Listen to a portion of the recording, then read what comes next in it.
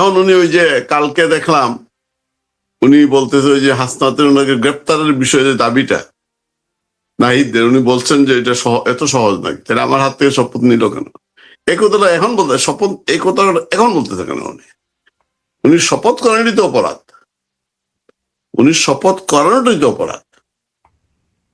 তিনি আর একটা কথা বলেছে যে 51 ধারা সংবিধান, ওইখানে চিকিৎসা বিষয়ক যে সুযোগ সুবিধা আছে ওই কথা বলার চেষ্টা করতেন, ওই উনিই দেখতেছে এটা। এবং এখন এটা তাকে গ্রেপ্তার করার জন্য ওদের পক্ষ থেকে দাবি উঠতেছে। দাবি তো আগেও ছিল, আগে ছিল না, তাকে ঘেরাও করা ধরে নিয়ে আসবে সে দাবি তো ছিল।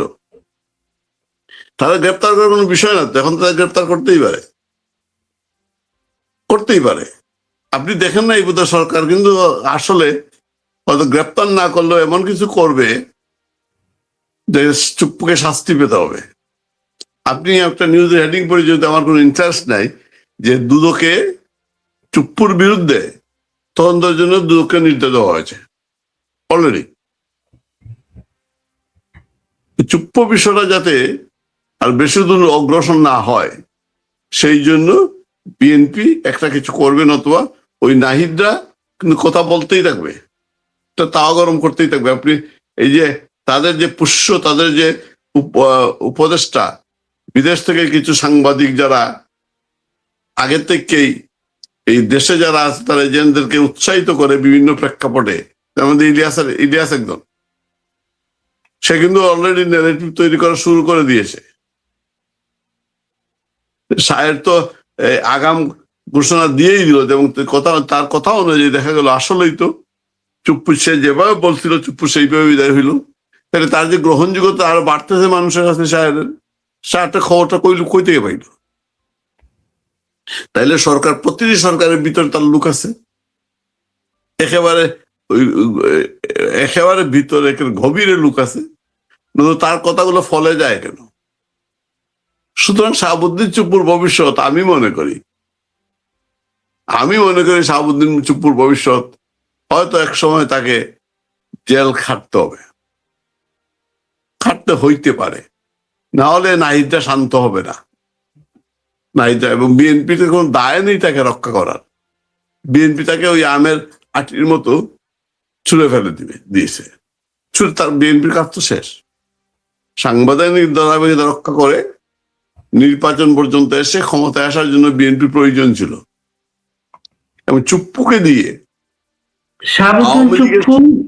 শাহাবুদ্দিন চুপ্পুকে যে বিএনপি যেটা মনে করা হচ্ছে, শাহাবুদ্দিন চুপ্পু তার জায়গায় যখন তাকে অপসারণের জন্য নাহিদরা জামাত দাবি করলো, তার পক্ষ নিল হচ্ছে বিএনপি।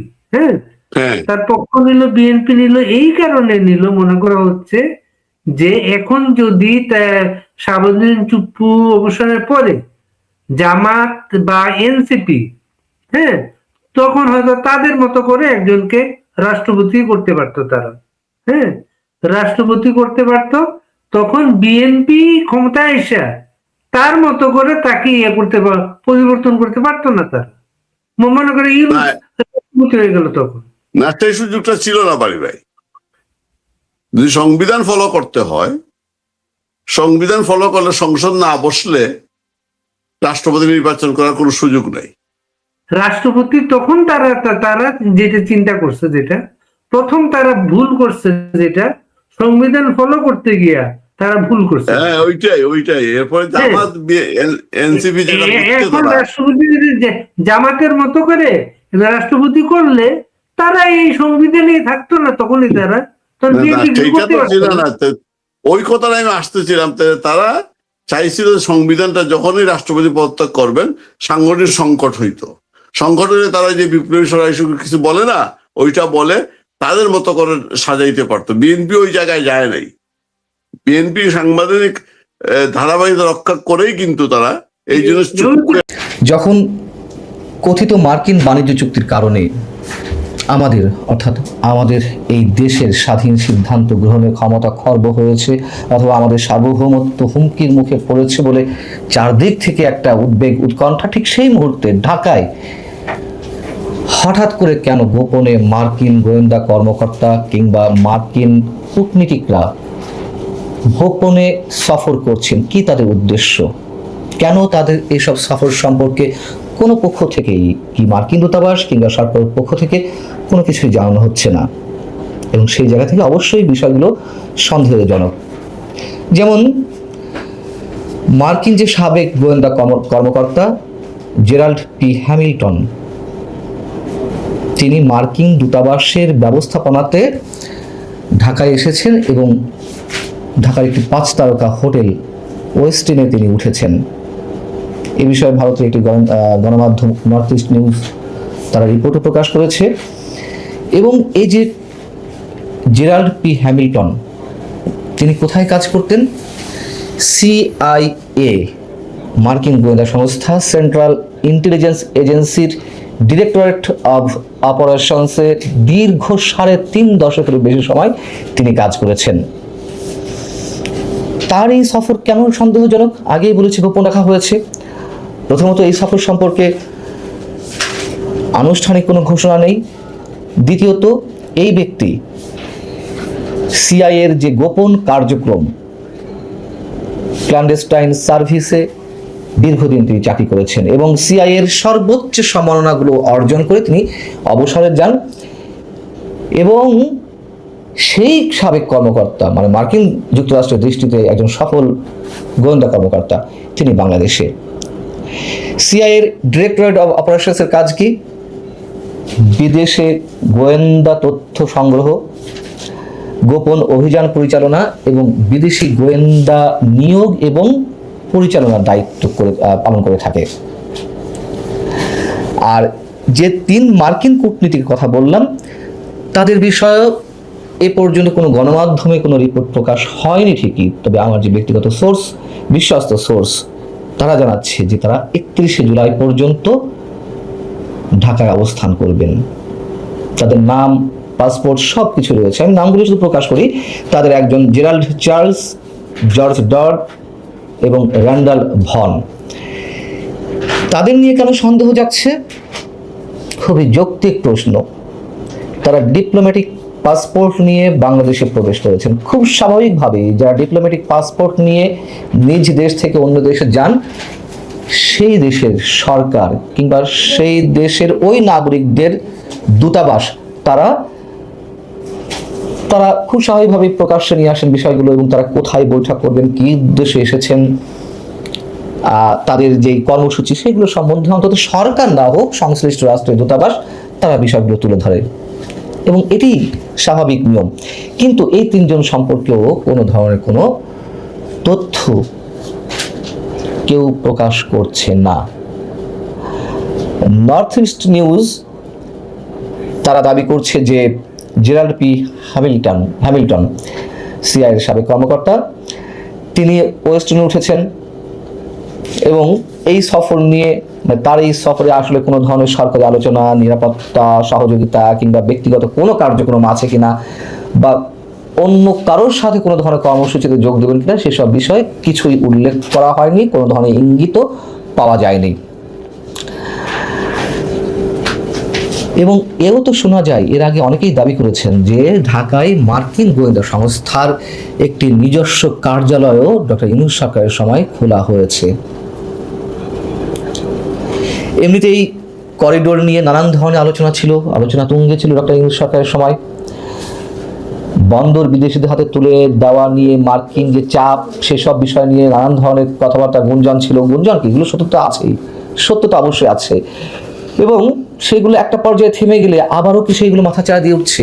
এবং প্রথমেই যে বললাম যে মার্কিন যে কথিত বাণিজ্য চুক্তি, সেই চুক্তিতে আমাদের যে সার্বভৌমত্ব হুমকির মুখে পড়েছে, সেটি নিয়েও নতুন করে কোনো তৎপরতা আছে কিনা। এবং একই সাথে মনে করিয়ে দিতে চাই যে চীনের পক্ষ থেকে যে ধরনের দাবি করা হচ্ছে, বা আমাদের প্রধানমন্ত্রী চীন সফর, তার মধ্য দিয়ে চীনের সাথে আমাদের যে বন্ধুত্ব অনন্য মাত্রায় নিয়ে যাওয়ার কথাবার্তা চলছে, সেই জায়গাগুলোতে বিশেষ কোনো উদ্দেশ্যে এই মার্কিন সাবেক গোয়েন্দা কর্মকর্তা কিংবা মার্কিন কূটনীতিকরা ঢাকায় এসেছেন কিনা।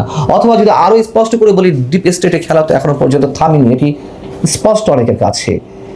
সেই ডিপ স্টেটের হয়ে তারা বিশেষ কোনো অভিযানে এসেছেন কিনা সেটি অনেক বড় প্রশ্ন। আমি আপনাদের একটু মনে করিয়ে দিই, যে কথাগুলো বলছি তার সপক্ষে একটি যুক্তি তুলে ধরি।